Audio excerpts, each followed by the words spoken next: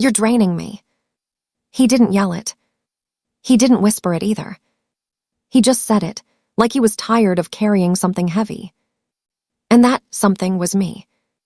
I remember sitting there on that gray couch in his downtown Chicago apartment, my hands folded in my lappy, trying to understand how loving someone too much became a burden.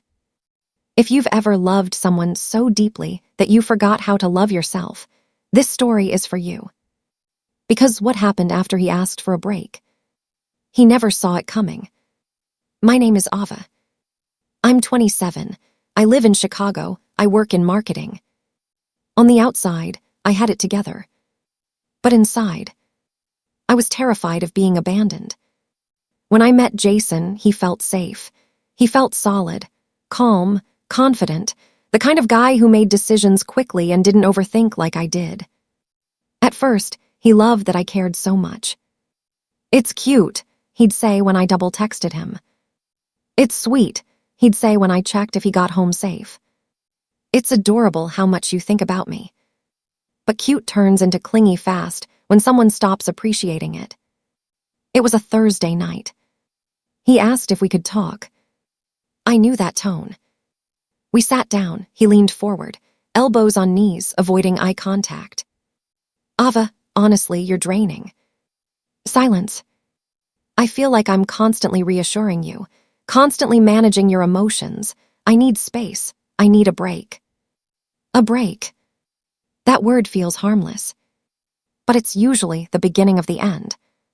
I didn't scream. I didn't cry. I just nodded. Okay. That's what shocked him. Because he expected me to beg. For the first week, I almost texted him 37 times. I drafted paragraphs in my notes app. I can change. I'll be less emotional. I'll stop overthinking. But then something inside me snapped. Why was I apologizing for needing reassurance? Why was I shrinking myself to be easier to love? So instead of texting him, I deleted Instagram for a while. I signed up for therapy. I started going to the gym at 6 a.m. I cut my hair shoulder length. I stopped stalking his online status. And for the first time in years, I sat with my discomfort instead of running from it. 2 weeks into the break, my friend Mia sent me a screenshot. Jason, at a rooftop bar, with a girl, her hand on his arm.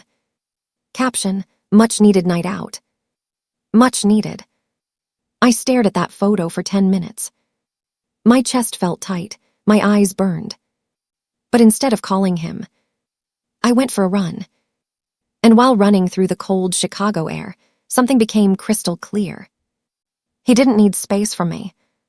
He needed freedom from accountability. 3 months. No contact. Not one text, not one drunk call, not one late night "I miss you." Therapy forced me to confront uncomfortable truths. I overgave because I was scared of being left. I attached my worth to how needed I felt. I confused anxiety with passion. I built routines. I made new friends. I started freelancing on the side and doubled my income. I learned to sit alone at coffee shops without checking my phone. And something crazy happened. I stopped thinking about him every hour. Then every day. Then barely at all. Month 4. Unknown number. "Hey, can we talk?" It was him. Of course it was. They always come back when they feel the shift. I stared at the message for a full hour before responding. About us. There is no us without commitment. But I agreed to meet him anyway. Not because I missed him, but because I wanted closure. We met at the same coffee shop where we had our first date. He looked the same, but I didn't feel the same. He looked nervous. "I've been thinking a lot," he said. "I didn't realize how much you did for me." I stayed quiet. "I miss you. I was overwhelmed, but I see now that you just loved me." There it was. Regret. I dated someone else, he admitted. It wasn't the same. Of course it was. Because what drained him wasn't my love. It was his inability to reciprocate it. He reached across the table. I want us back. And that's when I said the sentence I once feared saying. I don't. Remember when he said I was draining? That night after the breakup, I made one call. To a therapist. That call changed everything. Not revenge through anger. Revenge through evolution.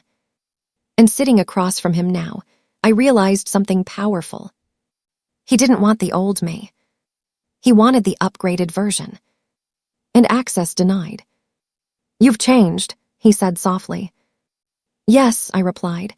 I had to. For me. No, for me. Silence again. But this time, it wasn't painful. It was peaceful. You said I was draining, I continued. And maybe I was, because I was pouring from an empty cup. He swallowed. But now I'm full, and I won't pour into someone who calls love a burden. I stood up. He didn't chase me. And I didn't look back. Hear what no one tells you. Sometimes the greatest gift someone gives you is rejection, because it forces you to meet yourself. He asked for a break. I gave him permanent distance. He thought I'd collapse without him. Instead, I rebuilt. Stronger. Quieter. Unreachable. If someone ever tells you that you're too much, ask yourself this. Too much for who? The right person will never feel drained by your love. They'll feel energized by it. And if someone asks for a break, give them space. But use that space to level up. Because nothing scares someone more than realizing they lost a version of you that no longer exists. 1 year later, I saw his name pop up on my phone again. Not a text. Not a call. A LinkedIn notification. Jason Miller viewed your profile. Funny how the man who once said I was draining was now quietly checking my success. And this time, I wasn't the girl sitting on the gray couch anymore. The year after I walked away changed everything. I got promoted at my marketing firm in Chicago. Then I launched my own consulting side business. By month 8, I was making more than I ever did with him. I moved out of my old apartment, the one filled with memories. New high-rise, downtown view, floor-to-ceiling windows. I started dating casually, but nothing serious. Not because I couldn't, but because I wouldn't settle again. Therapy rewired me. I stopped chasing. I stopped over-explaining. I stopped proving my worth. And men noticed. But the most interesting one noticing was the one through mutual friends. I heard things. Jason's startup didn't take off. The girl from the rooftop bar. Gone within 3 months. Apparently, she said he was emotionally unavailable. The irony almost made me laugh. He once said I drained him. Now women were saying he gave nothing. A week after the LinkedIn view, my phone buzzed. Jason. Hey, I know I probably don't deserve a response, but I've been thinking about you. Of course you have. I didn't reply. 3 hours later. I saw your new website. I'm really proud of you. Still nothing. The next morning. Can we just grab coffee? No pressure. No pressure. The same words he used before breaking my heart. This time, I took my power slowly. I waited 48 hours. Then replied. Next Wednesday, 6 p.m., 30 minutes. Short, controlled, unemotional. We met at a rooftop lounge in Chicago. Not a coffee shop this time. I chose the location. I arrived first. Black dress, minimal makeup, calm energy. When he walked in, I saw it instantly. Regret. Not dramatic regret. Quiet regret. He looked at me like I was something rare. You look different, he said. I am. We ordered drinks. He went straight to it. I messed up. Silence. I thought I needed space. I thought you were too much, but the truth is I wasn't enough. That sentence hit. Not because I wanted him back, but because he finally understood. I've dated, he admitted, but no one cared the way you did. There it was again. He didn't miss me. He missed being loved intensely. I've been in therapy, he continued. I realized I push away people who get close. Growth. Real growth. But growth doesn't guarantee access. He leaned forward. I want another chance. Old Ava would have melted.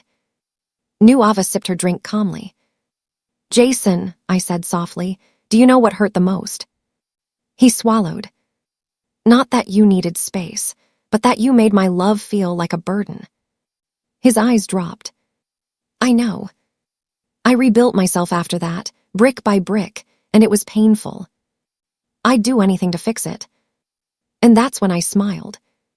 You can't. But here, where it gets interesting. Because I wasn't cruel. I wasn't dramatic. I was composed. I forgive you, I said. That confused him more than anger would have. But forgiveness doesn't mean reunion. He looked lost. I loved you once, I continued, but I don't love you anymore. That was the real revenge. Not yelling. Not blocking. Not proving anything. Indifference. As we stood up to leave, he asked quietly, is there someone else? I paused. And here's the twist. There's someone, I said carefully, but the difference is I'm not trying to convince him to stay. His jaw tightened slightly. Because that's what he lost. Not just me, but the version of me that would fight for him. He walked me to the elevator. Do you ever think about us? He asked. Sometimes, I admitted. And I'm grateful. The elevator doors opened. For what? For the lesson. And I stepped inside. Doors closed. No tears. No shaking hands. Just peace. 2 days later. I understand. I just hope one day someone loves me the way you did. I stared at that message for a long time. Then typed, I hope one day you're ready for it. And that was the last time we spoke.